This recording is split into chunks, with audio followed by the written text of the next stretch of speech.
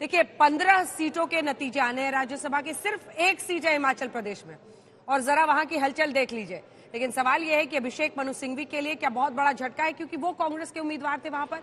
हर्ष महाजन जो कि वीरभद्र सिंह बड़े नेता थे हिमाचल प्रदेश में कांग्रेस के, उनके बेटे विक्रमादित्य सिंह अब कैबिनेट मंत्री हैं, उनके करीबी हर्ष महाजन थे, पहले कांग्रेस में थे, वो बीजेपी के उम्मीदवार हैं और लग रहा है ऐसे कि उनकी बाजी वो बाजी मार ले जाएंगे। फिर बात उत्तर प्रदेश की करते हैं, जहां पर 10 सीटों पर नतीजा आना है। 7 बीजेपी के आराम से जीतेंगे, 37 पर एक जीत मिलती है वहां पर 37 विधायकों पर।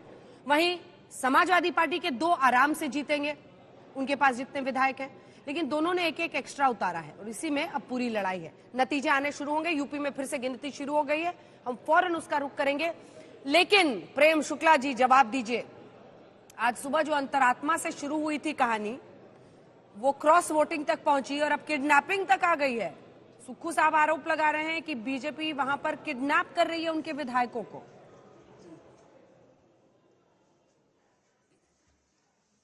आरोप लगाने में क्या जाता है, अब वो मुख्यमंत्री है और उनके राज्य में कानूनी व्यवस्था की स्थिति ये है कि उनको कुछ खबर ही नहीं होती है, तो आप समझ ही सकते हैं कैसा विफल सरकार वो चला रहे हैं। और जो लोग आज जो हैं विधायकों की अंतरात्मा की आवाज पर आक्रोश कर रहे हैं, ये तब कहां थे जब आया राम गया राम का युग शुरू हुआ, राम को बदनाम कर दिया। किसी ने आया औरंगजेब गया औरंगजेब तो कहा नहीं, विधायकों को भी आया राम गया राम, उसमें भी राम को बदनाम किया गया। 1970 के दशक में, 80 के दशक में, 90 के दशक में, 1990 में जब जो है विश्वनाथ प्रताप सिंह की सरकार को तोड़कर 61 जो है सांसद चंद्रशेखर के साथ ले जाकर कांग्रेस ने सरकार गिरा दी थी, तब क्या था। अभी समाजवादी पार्टी वाले बड़े प्रवचन दे रहे हैं, बसपा जब तोड़े थे 1995 में, तब क्या था। 2003 में जब बसपा तोड़ी गई तब क्या था। तब तो अंतरात्मा की आवाज बड़ी अच्छी लग रही थी आपको, बड़ी सुहाने स्वर लग रहे थे अंतरात्मा के, और अब जो है वो बहुत गलत लग रहे हैं। तो अब जब लोकतंत्र और संविधान की दुहाई देने वालों को संवैधानिक प्रक्रिया के तहत विधायकों ने मतदान नहीं किया, अब उन विधायकों के ध्यान में आ गया है कि जो लोग राम का द्रोह करेंगे उनके खिलाफ जनमत तैयार हो रहा है। तो ऐसे लोग अगर आदरणीय नरेंद्र मोदी जी के नेतृत्व में विश्वास व्यक्त करते हैं तो आप उसको कोई भी नाम देते रहे, किसी भी तरह का आरोप लगाते रहे। चलिए एक बार जरा तस्वीर दिखाइए, फिर सुनील जी से पूछेंगे उस पर। सुप्रिया श्रीनेत जी भी अब हमारे साथ कांग्रेस पार्टी का पक्ष रखने के लिए जुड़ गई हैं।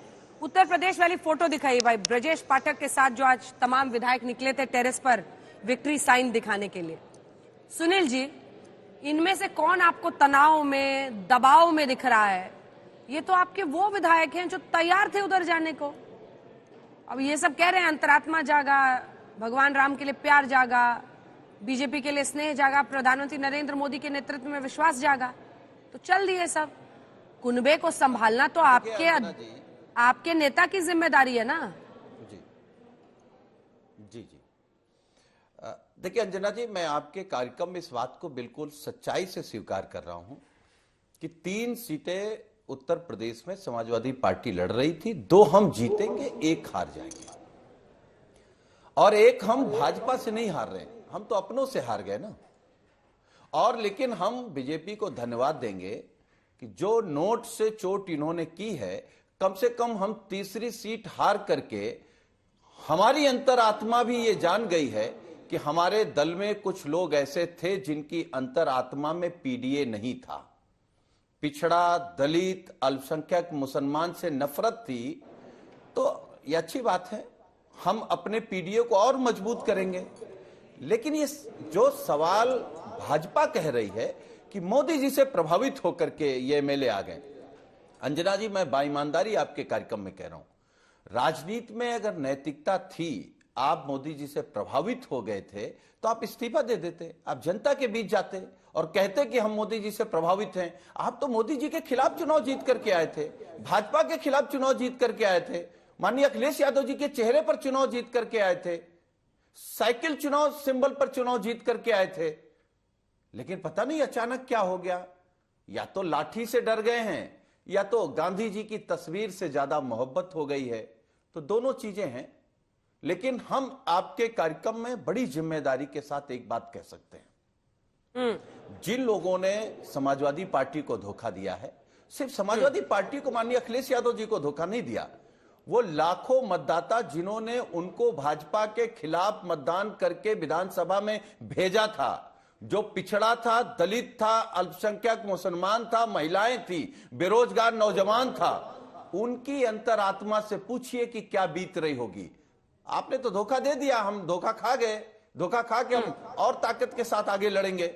लेकिन हम एक बात आपके कार्यक्रम में चुनाव इतना करीब है सर, अभी आप लोग धोखा ही समझ रहे हैं। हाँ।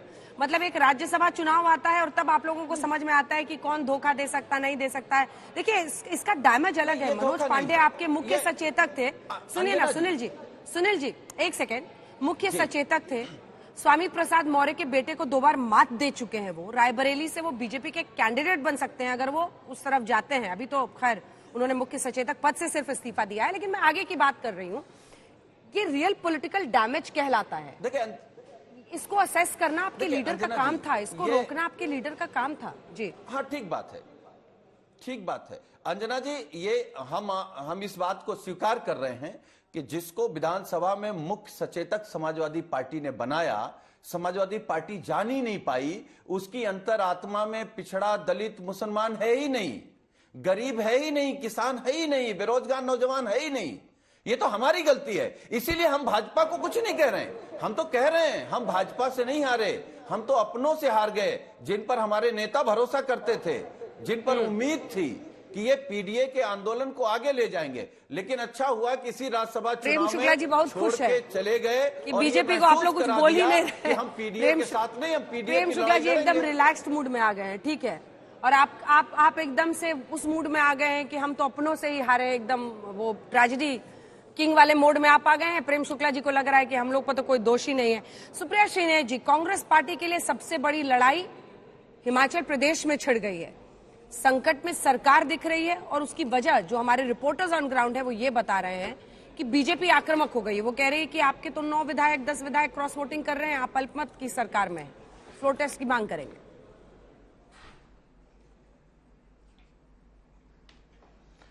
देखिए, ऐसा है कि अभी तक ना वहां पर चुनावी मतदान की गिनती अवरुद्ध हो गई है, वो अभी तक हुई नहीं है।